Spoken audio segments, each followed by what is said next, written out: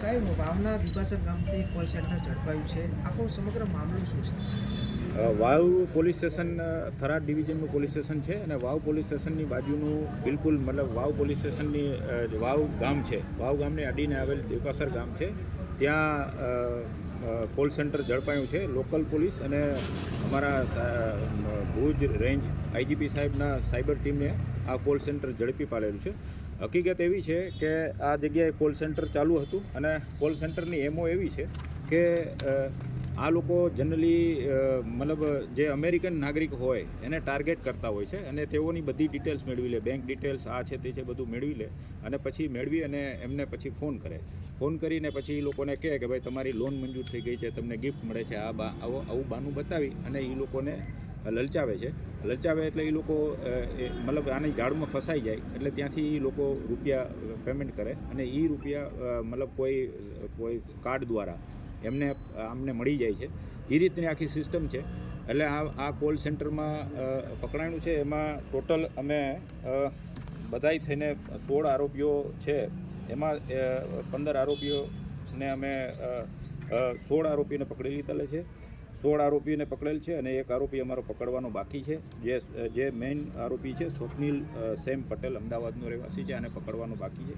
આ બધા આરોપીઓ જે છે એ જે આપણે 7 સિસ્ટર કહેવાય કે જે આપણા પૂર્વના રાજ્યો છે, મિઝોરમ, મણિપુર, હિમાચલ પ્રદેશ, આ બાજુના રહેવાસી છે અને આ બધા લોકો અહીંયા ભાડેથી મકાન રાખી અને આ આખું કોલ સેન્ટર ચલાવતા હતા એવી હકીકત મળેલ અને હકીકત અમને મળેલી છે. એ હકીકત અમને લકીલી અમને જે હકીકત છે એ જાગૃત નાગરિક જે મકાન માલિક પોતે છે એમણે જ અમને જાણ કરેલી કે ભાઈ આવી રીતે કોલ સેન્ટર ચાલે છે અને પછી અમારી ટીમે રેડ કરેલી છે.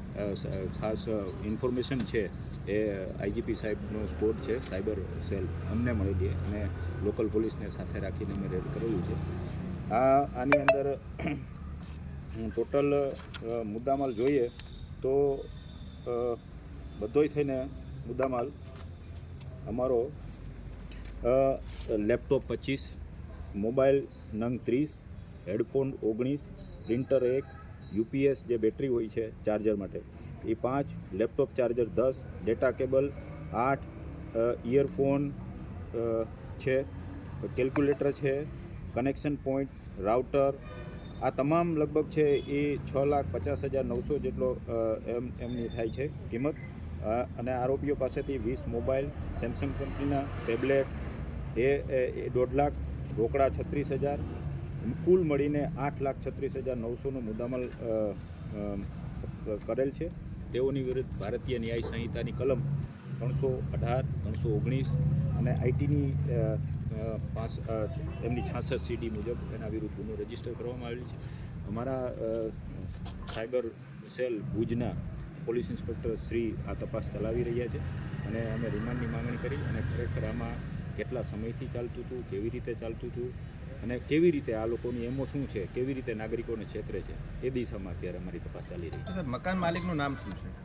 મકાન માલિક જે પોતે છે ભરતસિંહ છે, પણ ભરતસિંહ છે અને એ ભરતસિંહના જ મકાનમાં ચાલુ હતું અને ભરતસિંહે જ અમને જાણ કરેલી છે. ઓકે સર, આ જે આરોપીઓ છે અગાઉ કોઈ ગુનામાં સંડોવાયેલા એવું કોઈ તપાસ? અત્યાર સુધી અમારી પાસે આવેલું નથી, પણ હવે અમે અમારા જે ટેકનિકલ બાબતોથી જોઈ એ ગુજકોપમાં એમનું સર્ચ કરી અને કે ખરેખર શું છે, ખરેખર મિઝોરમ, મણિપુર છે ત્યાંના આધાર કાર્ડ કે જે કંઈ એમની ડિટેલ્સ હશે ત્યાંના સ્ટેટમાં પણ પૂછપરછ મતલબ મોકલવામાં આવશે અને ત્યાંથી બધી ડિટેલ્સ રહેશું કે ખરેખર શું છે, આની આરોપીની ઓળખ શું છે, કેટલા ગુનામાં સંડોવાયેલ છે. આ દિશામાં હજી તપાસ મતલબ કરવાની બાકી છે અને એ તપાસ થશે.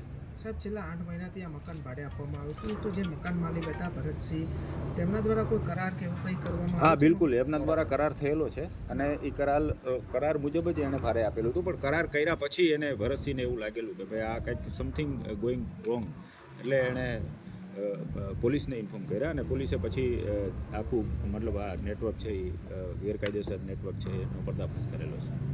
Okay sir.